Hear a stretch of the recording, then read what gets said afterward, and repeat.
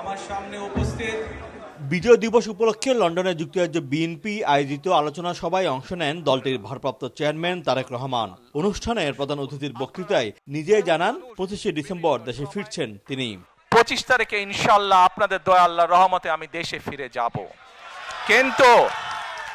কিন্তু এখানে উপস্থিত, এই ঘরে উপস্থিত প্রত্যেকটি মানুষের কাছে আমার অনুরোধ, দয়া করে কেউ আপনারা এয়ারপোর্টে সেদিন যাবেন না। এয়ারপোর্টে গেলে একটি হট্টগোল তৈরি হবে এবং মানুষ জানবে যে এরা সব বাংলাদেশি এবং দেশের সুনাম নষ্ট হবে, দলের সুনাম নষ্ট হবে। যারা ৭১-এর মুক্তিযুদ্ধে ষড়যন্ত্র করেছে তারা এখনো ষড়যন্ত্র অব্যাহত রেখেছে বলে মন্তব্য করেন তারেক রহমান। ষড়যন্ত্রকারীদের রুখে দিতে দেশবাসীকে সজাগ থাকার আহ্বান জানান তিনি। ষড়যন্ত্র চলছে, ষড়যন্ত্রকারীরা কিন্তু তাদের সেই ৭১-এ যারা ষড়যন্ত্র করেছিল, ৭৫-এ যারা ষড়যন্ত্র করেছিল, ৭ই নভেম্বরে পরাজিত হয়েছিল, ৮১-তে যারা ষড়যন্ত্র করেছিল, ৯৬-তে যারা ষড়যন্ত্র করেছিল, পরবর্তীতে যারা ষড়যন্ত্র করেছে তাদের ষড়যন্ত্র কিন্তু থেমে নেই।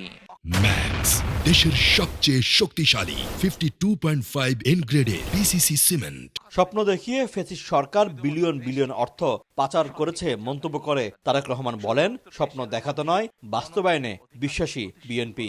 অনেকেই বক্তব্যে বলেন আমরা এই স্বপ্ন দেখছি, আমরা সেই স্বপ্ন দেখছি। আমি ভাই স্বপ্নের মধ্যে নাই, আমি কোনো স্বপ্নের মধ্যে নেই। আমরা আছি পরিকল্পনার মধ্যে। আমরা পরিকল্পনা করব, আমরা পরিকল্পনা বাস্তবায়ন করব।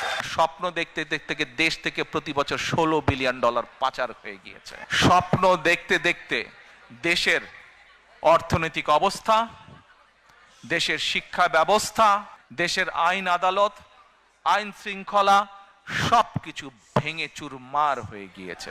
আগামী জাতীয় সংসদ নির্বাচনে জনগণের সমর্থনে বিএনপি সরকার গঠন করবে বলে প্রত্যাশা ব্যক্ত করেন বিএনপির ভারপ্রাপ্ত চেয়ারম্যান।